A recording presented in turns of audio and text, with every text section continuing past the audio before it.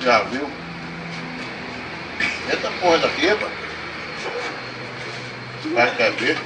Eita, estou! Nem eu vi, não. Aquilo é muito querendo e eu não vi. Olha. Olha, vergonha. Agora estalhado ele. Isso é uma boca ou uma tampa de fósforo, mano? Eita,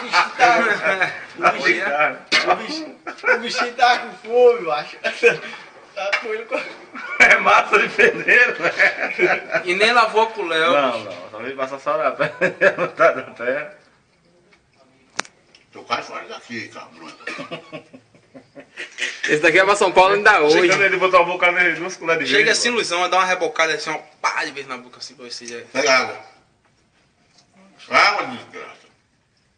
Aí você entalou ali. Seu grupo tá jogando as culas cheias, mano. Tá louco, ó. Tem que começar indo bochecha, né, Luizão? Um sapo. Ih, boca feia do sapo.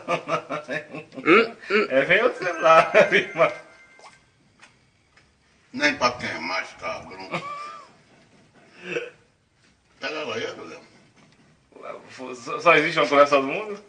Não. Existe colher de pedreiro que serve Cadê pra outro que tu comer tava? também. Em casa. Pegou aquele por quanto, Dudu?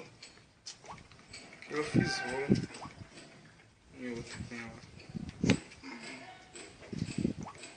Tá bom, a carne tá saladinha. Tá jeito de beber água. Você trouxe? Você trouxe? Que? Água? Trouxe. Do tanque. Eu vou evitar, né, do tanque. Não tem lugar pra... Não escolhe água pra eu beber, não. Lá de cimento. Beba Puxa, Léo. O bichinho tá com fome. Vai, chama, não. Beba água em qualquer lugar. Quer a cara dali, eu bebo.